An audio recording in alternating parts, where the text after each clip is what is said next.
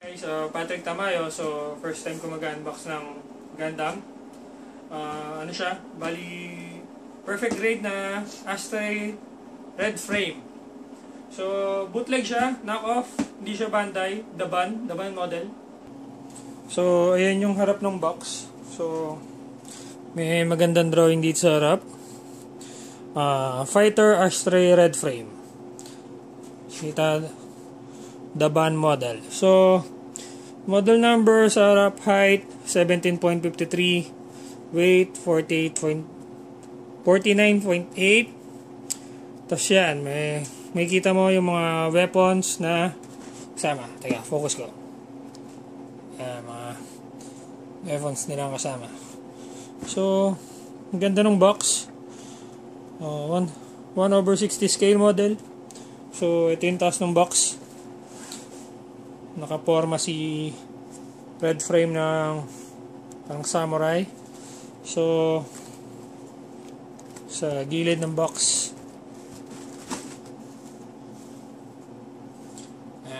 angas ng itsura ni red frame. So, yun pa rin, specification saka kung anong laman ng box. Sa kabilang side, same lang. Tapos, sa ilalim, hindi ako nakaintindi ng Chinese. So, yan. Chinese ba? Japanese? Ewan ko. So, ito. May magandang drawing na buo yung Astray Red Frame sa ilalim. Tapos sa likod. Yan. So, open natin, guys. So, ayan yung laman niya, guys, pag na-open. So, inuulit ko lang, guys, hindi ito Bandai. Bootleg siya, Daban model. So, ito. Yung mga laman niya. Yung sword. Dalawa yung manual na kasama.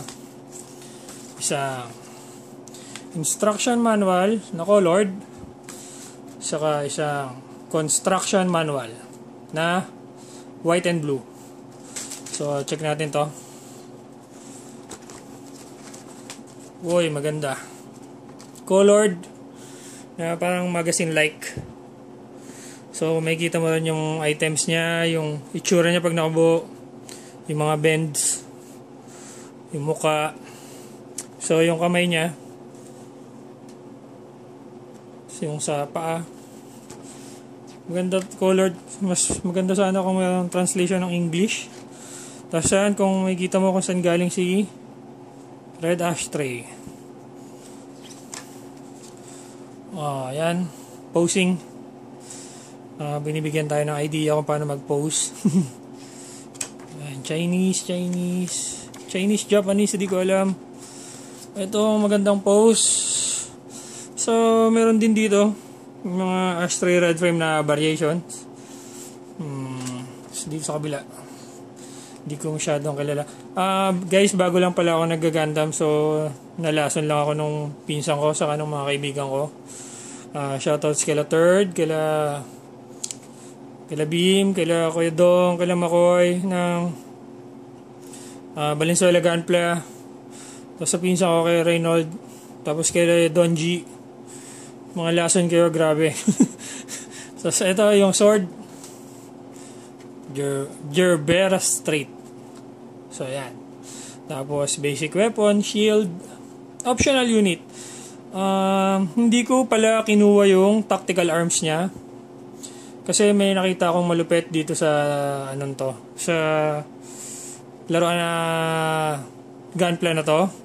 Kaya hindi ko kinuha yung tactical arms niya. Saka, isusuplex daw ako ng misis ko. So, yan. Yan. Kung paano nyo lalagay yung, hindi ko alam kung may water slide or stickers to. So, yan. Instruction manual. White and blue, katulad ng sabi ko kanina. So, yan. Check natin yung ibang laman. So, dami.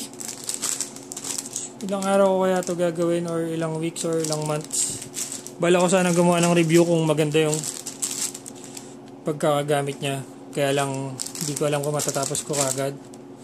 So, yan. Yung mga laman. Yun, may sticker. Sticker lang ata to. Wala yata itong water slide. So, yung saver niya. So, bubuksan ko lahat ng plastic, guys. Ito nga pala, kung bibili kayo nito, kabilin-bilinan, yung kulay green na clear part, check nyong mabuti, baka kasi crack na or something. Ito yung kabilin-bilinan. Binili ko nga pala to sa 168 kay Ate Rochelle. Ate Rochelle, shoutout sa'yo. Napakabait mo. Thank you rito. Sana mapanood mo to. Sabi mo kasi gusto mo mapanood. So, yun. So,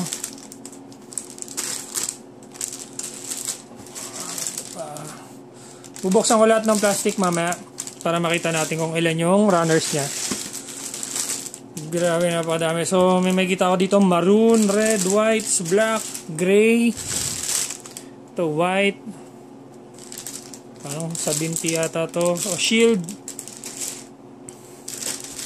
So, ito yung reds. Whites again. So, may gold. Chrome. So, ito. May bakal, may battery, may LED, guys. So, may LED siya. Hindi lang nag-autofocus yung camera. Ito nakikita nyo. Sana nakikita nyo. Yun. May LED siya. Tapos may battery na rin siyang kasama. Bakal to. Parang nakita ko to parang sa bewang niya yata to kinakabit. Nung nakita ko. So, tapos ito yung sa paa niya. Dinidikit sa paa. Mamaya tanggalin ko. Tapos ito yung pinakamalapit dito. Sa kit na to. Kaya napakuha ko. Grabe talaga. Bakal siya. Buksan natin. So, yung ibang nakakita sa akin, malaki akong tao. So, pag ginawakan ko, tingnan nyo sa kamay ko. Kung gano'n siya kalaki. Malaki siya, guys. Kung naririnig nyo, bakal talaga siya. Matigas, bakal. So, yan. Ganda, pwede ko nang hawakan. Pwede na, deadly weapon na nga to. So, yun. Tanggalin ko lang yung mga plastic ng runners. So, yan guys. Natanggal ko na yung mga runners sa plastic. So, may napansin lang ako. Yung tatlong bakal na kanina. Medyo disappointed lang kasi tanggal na yung pintura niya. Oh. Kung nakikita nyo. Ayan. Hindi maiwasan kasi bakal sila tapos magkakasama silang tatlo sa isang plastic. Pwede naman repaint siguro. Hindi, baka i-repaint ko na lang. Yun lang naman yung nakita ko. Tapos ito para sa paa nga. Nakita nyo yung cut doon. Mas maganda siguro yung grip pag nakakabit to. Dalawa siya. Tapos ito yung LEDs. Saka may kasama mga spring saka screw. Tapos dalawa yung battery kasama niya. So ito, sticker. Hindi ko alam kung water slide yung isa. Basta ayan, stickers. So ayan. Bilangin natin yung kung ilang peraso yung runners niya. Pero ito, dalawa. Maroon. Letter L. Dalawa yung letter L.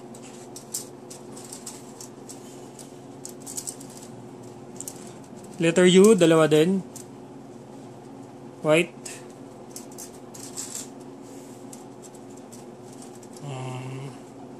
Letter I, guys. Maroon.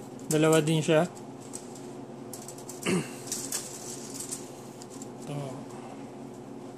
Letter M. Dalawa rin, letter M. Maroon.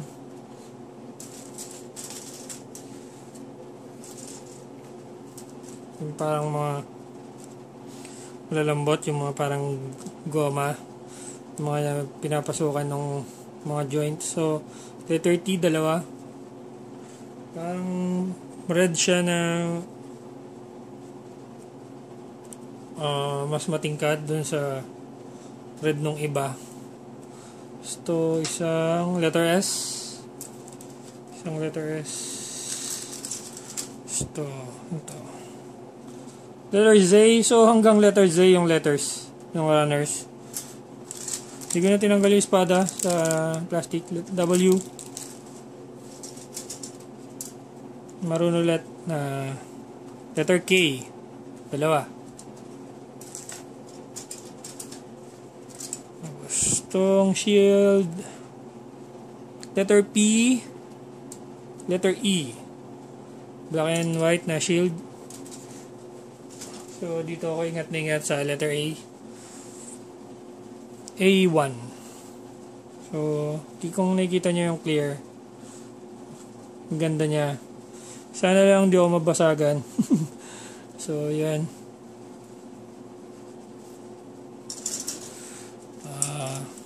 Letter C. Dalawang letter C na runners. Yung plastic niya pala guys, parang kasi yung nakahawak ako ng Bandai one time na runners, parang ganito yung feel ko. Sturdy naman yung pagkahawak ko sa kanya. Hindi katulad nung iba kong MG na Gundam na nung hinawakan ko yung runners, tapos nakita ko ng first time yung runners, para talagang bootleg na bootleg yung datingan. No offense sa bootleg, hindi pa ako nakakabili ng Bandai. Pero yung tong plastic nito, parang halos Bandai. Yun yung kinaganda niya. So, ayan. Itong chrome parts.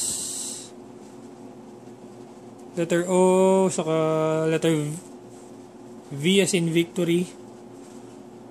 Ganda naman yung pagka-gold. Ito yung sa espada. Kasi ito, hindi ko to alam. Hindi ko kabisado. Sabi ko nga sa inyo, bago lang ako dito sa Gunpla. N2, paa. Sure ako paa to. Tapos, N1. Ganda yung pagka-gray niya.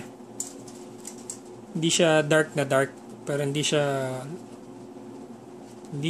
dark na dark, pero hindi siya light na light. Saktong-sakto lang. So, ito yung sure ako lagay ng espada. Letter X. Tapos yung saber. SB. Ito yung nagagandaan talaga ako. Yung kamay niya. So, gumagalaw lahat ng daliri. Tapos magkadugtong na agad siya. Letter R. Puputulin mo na lang. Tapos, maroon pa rin. Letter D. Dalawa letter D. Hindi. J yung isa. Sorry. Isang letter D, isang letter J. Tapos, ito na yung mga red parts. Maganda yung pagka-red niya. Pero, syempre, pag pininturahan nyo, mas maganda pa din. Hindi ko pa nalalaban yung runners pala, guys. Pagkalabas ng plastic, hindi ko pa nilalaban. Try ko siyang laban. Baka may mga parang ibang oil pa sa medyo parang madumi pa eh. So, yan. Isang letter G. Dalawang letter G na runner. So, letter H. Red din. Iba yung kulay niya pag walang ilaw, saka may ilaw. Yung red niya dito sa walang ilaw is medyo patay. Pag katulad na nailawan siya, buhay na buhay yung pagka-red niya. Pero pag nilapitan mo siya ng malapitan, okay naman. Yun lang kung mas mahilig kayo sa mas buhay yung kulay. Top coat siguro, kaya to. Ayun. Last two na runners. Letter F. Tapos yung baril niya. Letter Y. So, yun lang guys. Sana nagustuhan nyo yung unboxing video ko. Yung mga nagtatanong ng unboxing video, so ito na yun, ginawa ko na. Para makita naman ng ibang mga gustong bumili. So far, wala pa naman akong masabi kasi masyado kasi hindi ko pa siya binubuo.